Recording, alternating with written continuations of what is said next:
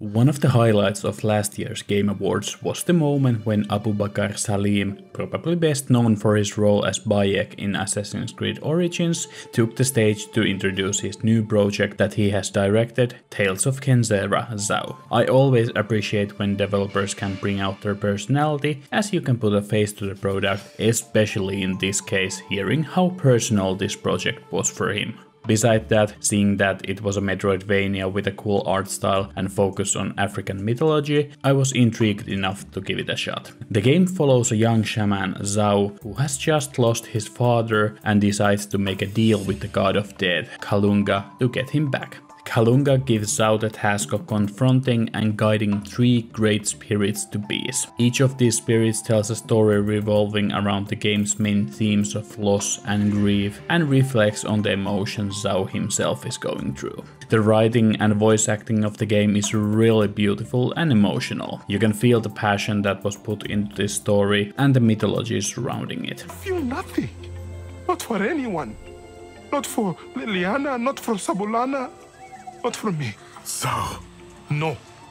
I'm going to perform my duty. There is also a very cool deeper layer to the storytelling that was executed perfectly. But that is unfortunately where most of my positives about this game ends, as the gameplay is severely disappointing. Let's start with the platforming. You start the game with your basic double jump and wall jumps while getting couple new abilities as the game goes on. Right off the bat I could feel that something was off. The movement in this game feels weirdly heavy and chaining together jumps doesn't feel satisfying at all. Like for example, some of these vertical sections were too wide for a satisfying single jumps, but too narrow for doubles, making scaling them very unintuitive. You also cling to walls like glue, and some abilities take half a second too much to trigger, slowing the platforming down. Some obstacles are also quite poorly designed in the sense that they don't offer any actual challenge, but are just delaying you. So going from point A to point B feels like a slog when the game does not challenge you enough,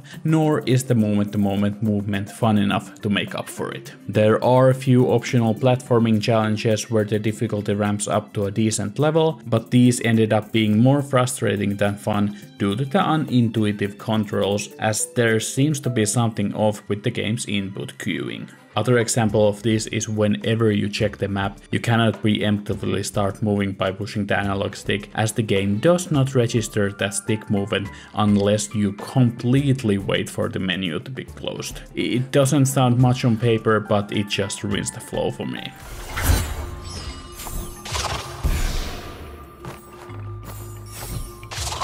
Similar issues appear with the combat as well. There is an interesting feature where Zau can wear two different masks affecting his abilities. With the sun mask you have a basic sword attack and a heavy aerial launcher attack, while with the moon mask you have a long-ranged energy blast and short-range heavy attack. You can unlock new abilities for both masks from a simple skill tree with the experience you gather.